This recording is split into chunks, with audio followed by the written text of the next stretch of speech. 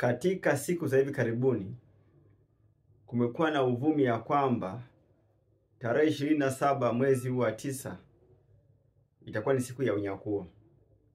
Na taarifa ambazo zimesambaa katika mitandao ya kijamii, na watu wamekuwa hao wanaojiita manabii na mitume wamekuwa wakisambaza jumbe hizi kwa watu.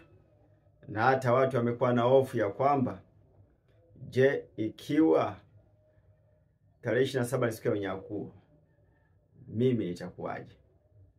Nimepokea simu kutoka kwa baadhi ya watu na jumbe wakiniulizia pia habari hizi.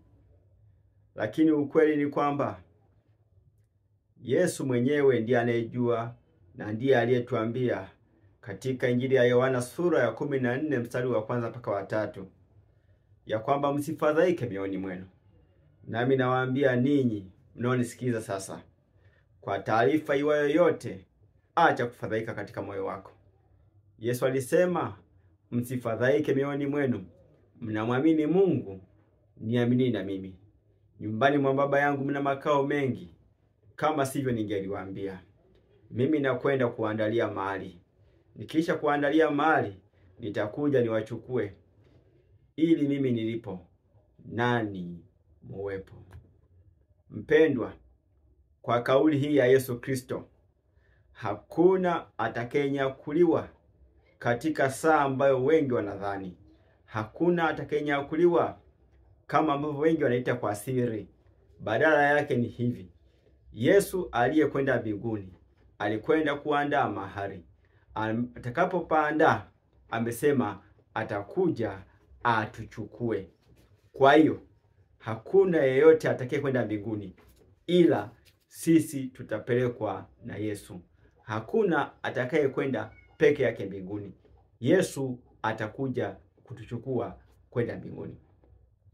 Jambo la pili, Yesu alisema katika Mathayo 24 zile aya zake za mwisho, akiwaambia wanafunzi wake, akiwaambia wafuasi wake ya kwamba habari za ujio wa Yesu na habari za kuja kwake mara ya pili, hili jambo hata malaika walioko mbinguni hawajui, mwana hajui, Yesu mwenyewe, ila Baba peke yake. Huyu anayesema Yesu anakuja tarehe 27 ameambiwa na nani? Amefunuliwa na nani?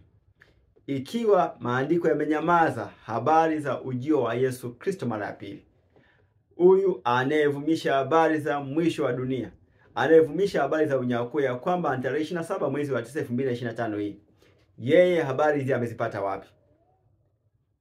Mtunga mashairi mwenye hekima kuliko wanadamu wote aliyepata kuwepo, huyu ni Sulemani mwana wa Daudi.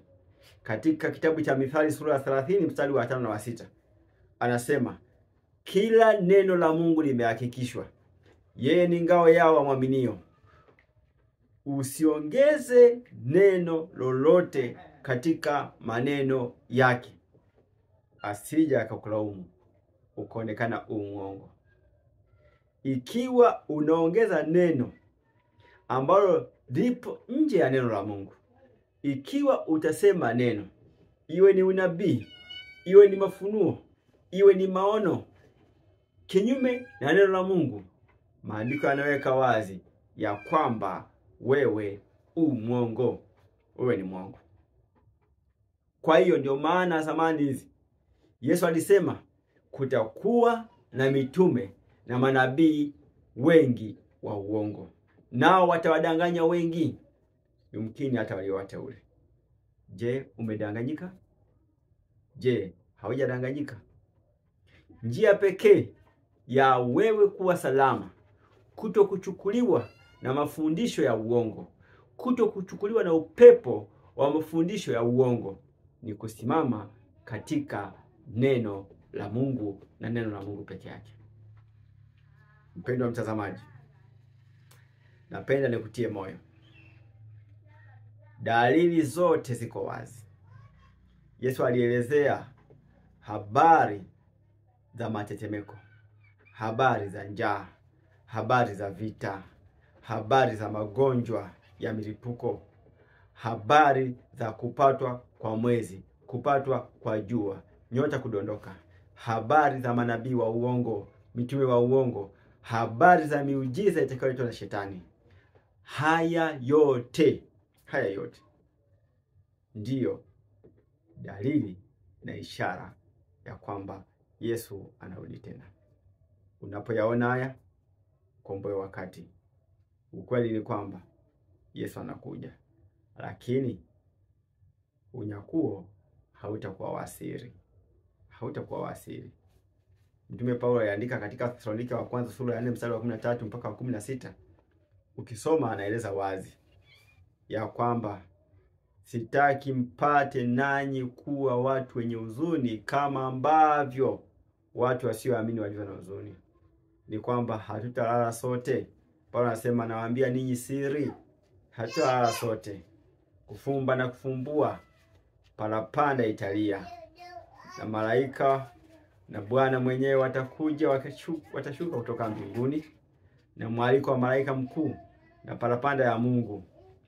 Yesu anasema, mtume anasema ya kwamba parapanda itakapolia, wafu watafufuliwa.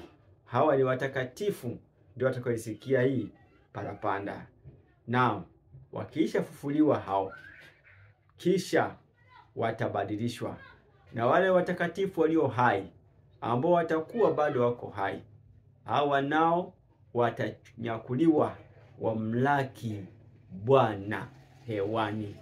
Hawa wote watakatifu waliokuwa makaburini watakapofufuliwa, na watakatifu ambao Bwana atakapokuja wakiwa hai, hawa wote, makundi haya mawili yataungana kumlaki Bwana hewani. Alikosema watanyakuliwa kumlaki Bwana hewani. Swali langu ni hili: huyu anayesema tarehe 27 ni unyakuo, yeye andiko amelitoa wapi?